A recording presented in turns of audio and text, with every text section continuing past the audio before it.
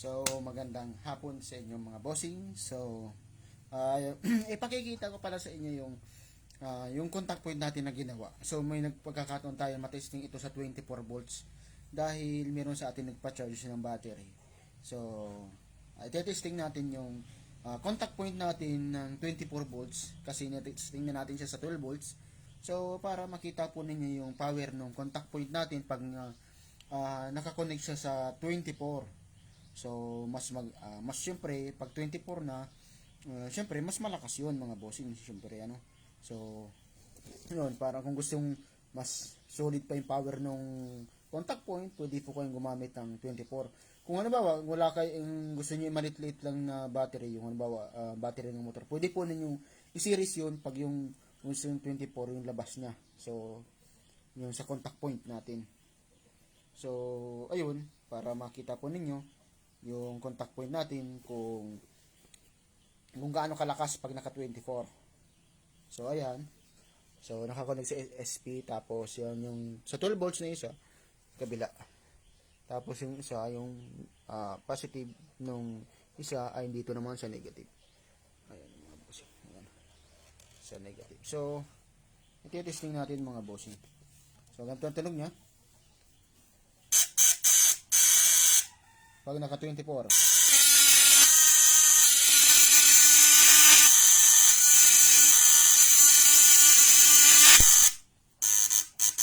12 volts naman. 24.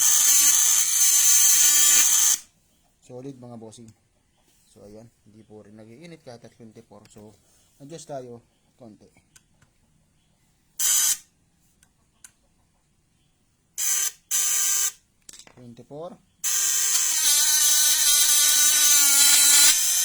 Grabe.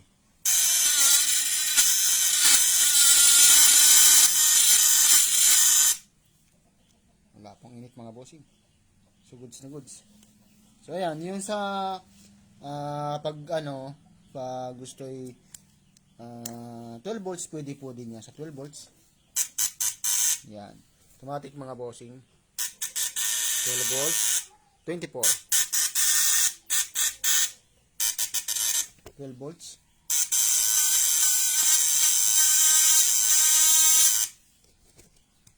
Yan yung mga bossing. So, pag madiin, kung gusto nyo mag-adjust kayo, adjust na. Kung masyadong madiin,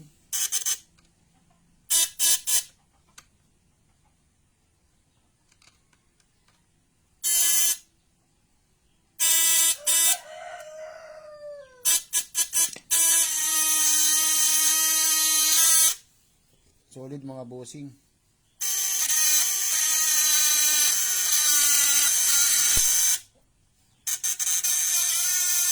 Ito naman pag sa 12 volts, yun yung spark nyo.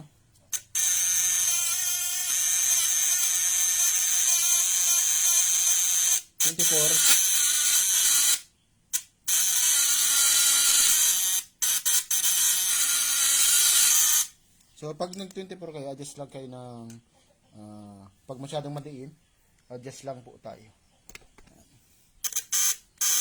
Yan.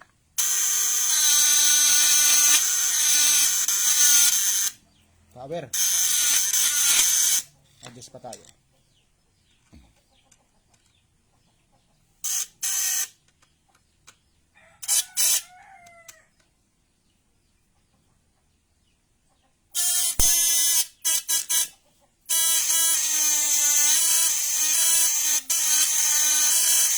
Napakalakas mga bossing ng contact point natin.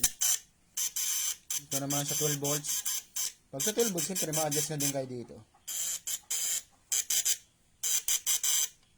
Ayan.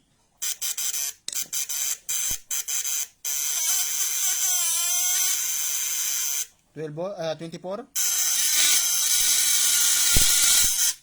Yan, solid. Yun.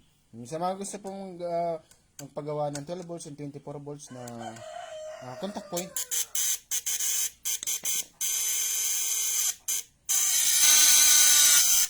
solid, power. Yan po kalakas yung contact point natin. 12 volts naman. 24. Adjust tayo pag masyadong madiin. Adjust pag 24.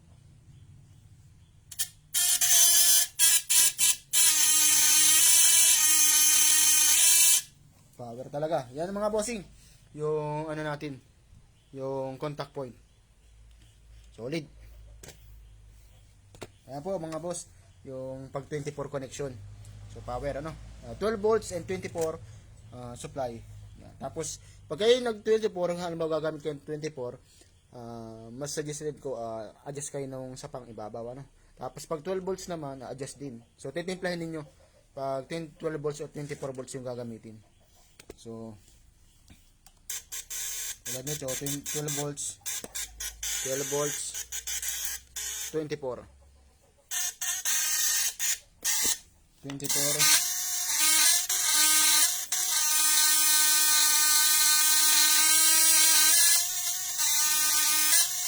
12 volts. Pag 12 volts na ma-adjust na kayo dun sa ibabaw.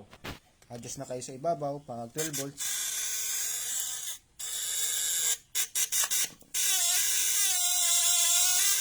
Pag 24, adjust din kayo. Kung masyadong maliin, bawas kayo. Kasi malakas na yung 24. 24 natin mga boss, spark natin.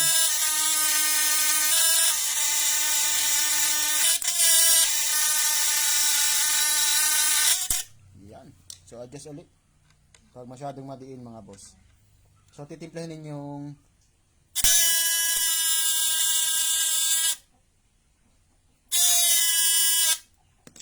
masyadong madiin. Yan. 12 volts. 24. Yan mga bossing. So pag 12 volts and 24, yan yung supply. So yun, nagkaroon tayo ng pagkakataon para matesting natin dahil yun nga, mayroon tayong charge na battery na isang e-bike. So nakapag-testing tayo ng 24 volts para dun sa contact point natin. So yun, solid na solid mga bossing. Pero dun sa 12 volts pa lang, kung kayo gustong ang gamit lang ni 12 volts sa 12 and 12, pwede po yan. Yan lang po. Adjust na lang kayo dun sa pangibabaw. Pag gusto nyo mas madiin pa yung kuryente, kung mas malakas, ano mga bossing. Pag 24 naman, adjust din kayo.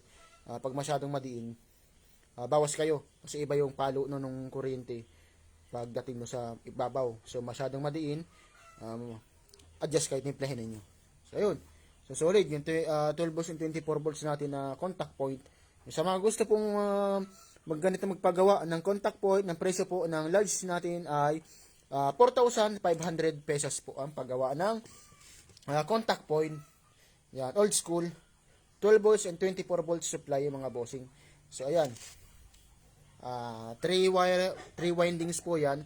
14, 21, 23 po yung combination ng wire natin ng large.